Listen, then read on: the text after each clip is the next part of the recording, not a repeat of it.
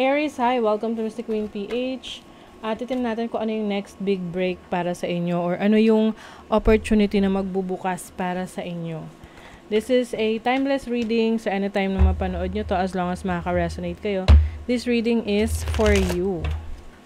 Meron tayong 50% discount sa mga tarot reading services. So kung gusto nyo mag-book for a private reading, this is the best time kasi kalahati lang yung babayaran nyo. Ayan, for a private reading. And paalala lang, ang reading na to ay general reading. So, maaari kayong makarelate, maaring hindi. Just take what resonates. So, let's see. Anong areas of life yung next big break ninyo, Aries? What's the next big break for Aries? Next big break.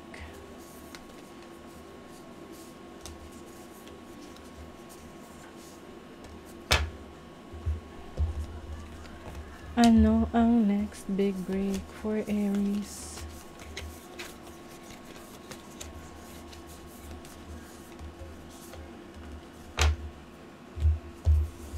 Okay. You have the 11th house. This is socialization, friendship, connections. So, maaaring magkakaroon ka ng mga bagong kaibigan, connections, or maaring magiging part ka ng isang community. At yung community na yon ay tutulong sa'yo to grow your career, to grow your finances, and to grow as an individual, kumbaga. So, some of you, maaring merong oportunidad na magbubukas para sa inyo pagdating sa internet, sa social media, content creation. You have the 4th house. This is about your home life, family life, also your foundation. So, maaring merong opportunity for you to have a new house, no? Bagong bahay or bagong tirahan, bagong lugar na kung saan doon ka maglalagi, no? Doon ka muna titira.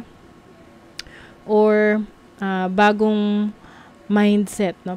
Bagong pananaw sa buhay. Uy, okay, you have the 10th house. This is your career. Career, your reputation, yung ambitions mo. So, maaring mas magiging marami kang pangarap, ambisyon ngayon. Maaring meron kang goal na gusto mong ma-achieve for your career, for your business, for yourself. You have Jupiter. Jupiter is the planet of expansion, learning. So, maaring ngayon may mga inaaral ka. Yung iba sa inyo, ang inaaral nyo, may kinalaman sa technology, AI, or anything na advanced, or something na niche talaga. Yung parang baga, very specific yung interest ninyo at gusto nyo kayo ay maging magaling doon, no? Maging expert kayo. You have Pluto. This is about transformation, endings, new beginnings, and also a very powerful change. Okay? And then the moon. The moon is your instinct, your intuition. So, some of you, maaring ma-unlock nyo ang inyong third eye chakra. Ibig sabihin yan, kayo ay mas magiging sensitive sa paligid ninyo, sa nararamdaman ninyo. At maganda to kasi ito yung magbibigay sa'yo ng guidance, no? Kung saan direksyon yung dapat mong tahakin or kung saan ka mas mapapabuti. Okay, let's see what else. Yung iba may fame. Oo, sisikat ka. So, kung ikaw ay gusto mong sumikat, maging popular, or magkaroon ng certain following, ayan, magkakaroon ka ng community. Community sa social media. Mga taong nakikinig sa'yo, kung ikaw ay podcaster, no? O kaya ikaw ay vlogger, pinapanood yung mga vlogs mo. Ano yung next big break for Aries? The 3 of Pentacles. Wow. So, this is definitely expansion. So, I think, kung ano yung currently na meron ka ngayon, mas pauunlarin mo yan, mas palalawigin mo.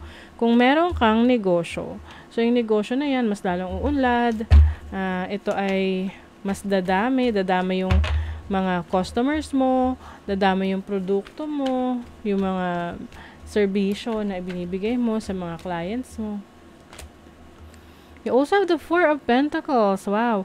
Sa family home life talaga, maaring may achievement ka dyan sa bahay. Pwedeng may mabibili kang gamit na mamahalin, no? Like for example, makakabili ka na ng mga furnitures na gusto mo talaga, yung mga pangmalakasang furnitures. Or may renovation sa bahay. Or talagang makakapag-acquire ka ng property, lupa, no? Bahay, sasakyan. And you have the Two of Cups. O yung iba sa inyo, relationship.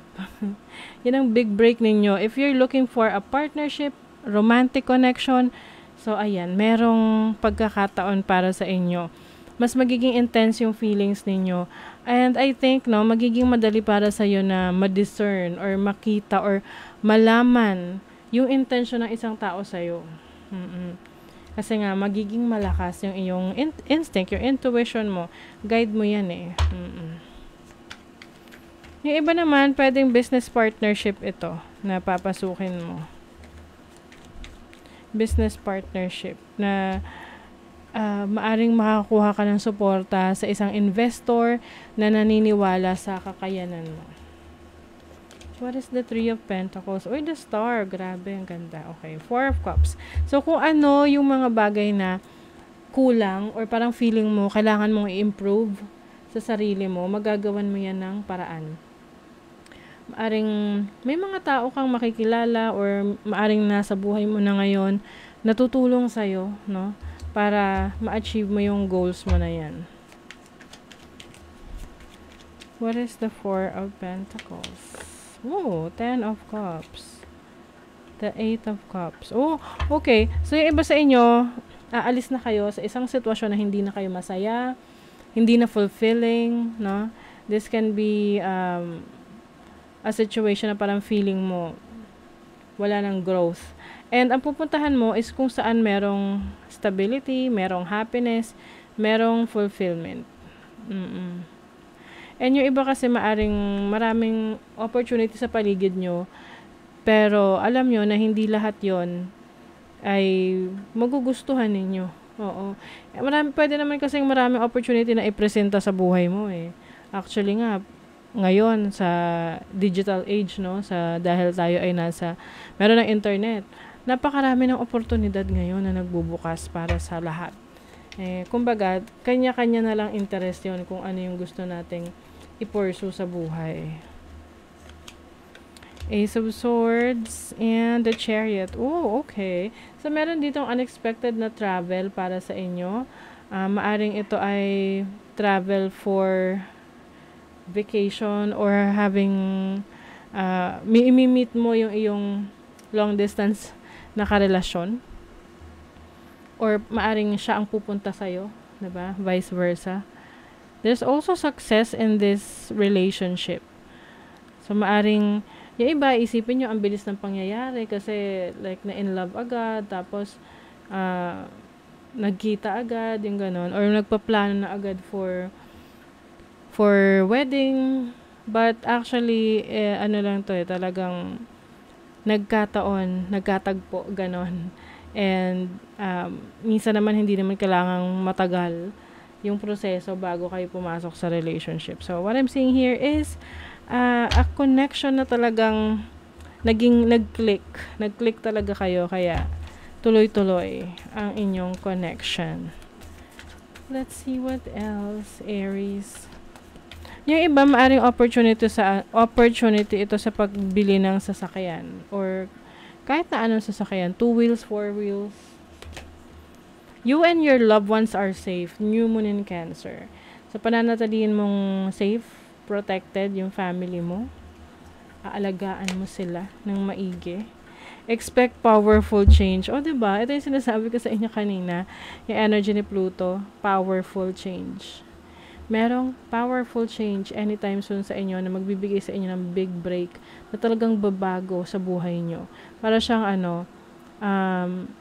like yung mga success stories na parang 2 months ago, iba yung sitwasyon mo, nahihirapan ka, nagsa-struggle ka, and then biglang, uy, may nag-trending. 'Di ba yung mga content creators or affiliate marketers, meron silang products or videos na magpapa-trending sa kanila tapos yun na yung babago sa buhay nila. So, parang ganong klaseng energy yung nakikita ko for you, Aries, no? A powerful change. So, that is your big break. Thank you so much, Aries, and see you again.